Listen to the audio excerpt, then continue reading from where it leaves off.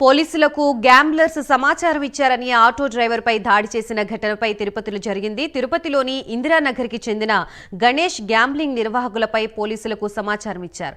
దీంతో ఆటో డ్రైవర్ని gamblers kidnap చేసి దాడి చేశారు. చివరికి మరణించాడని భావించి గొల్లపల్లిలో వదిలి వెళ్లారు.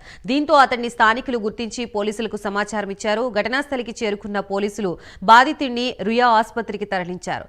పేకాట నిర్వాహకుల వల్ల తన భర్తకి ప్రాణహాని ఉందని భార్య సుజాత ఆవేదన వ్యక్తం చేశారు.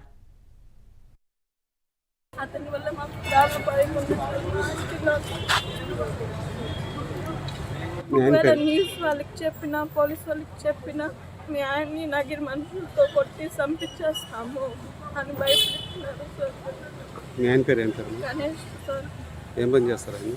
మా ఆయన అతని కాడే ఆటపోతాడు సార్. సార్ మా పేరు సుజాత సార్.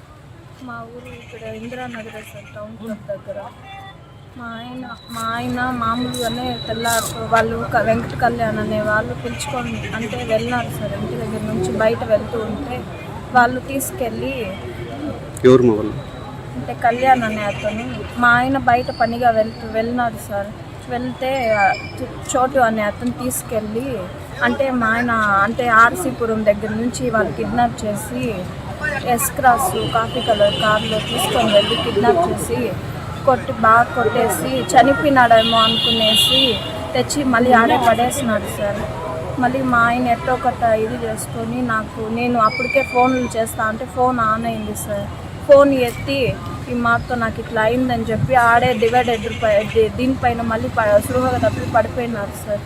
పడిపోయినాక మళ్ళీ మా మర్ది అతని ఫ్రెండ్కి వెళ్ళి తీసుకొని నేరుగా అట్లా చూసేసి నేరుగా ఈడ రుయాల్లో తీసుకొని వచ్చి అడ్మిట్ చేసినాం సార్. డాక్టర్లు ఏమంటున్నారంటే గుండెల్లో అంతా నెత్తురు గడ్డగట్ట కూర్చుంది.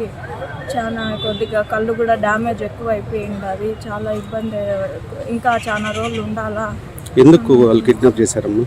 సార్ పోలీసు వాళ్ళకి ఇన్ఫర్మేషన్ ఇచ్చినారనే అనుమానంతో వాళ్ళు కిడ్నాప్ చేసి తీసుకొని వెళ్ళినారు సార్. మాకు ఎస్ఐ సార్ కూడా కేసు నమోదు చేస్తున్నారు సార్. మాకు హెల్ప్ చేస్తున్నారు సార్ కూడా. వాళ్ళు పరారీలో ఉన్నారు సార్. అందరూ ఇప్పుడు మీకేం కావాలమ్మా? మాకు న్యాయం కావాలి సార్. మీరే చూడండి సార్.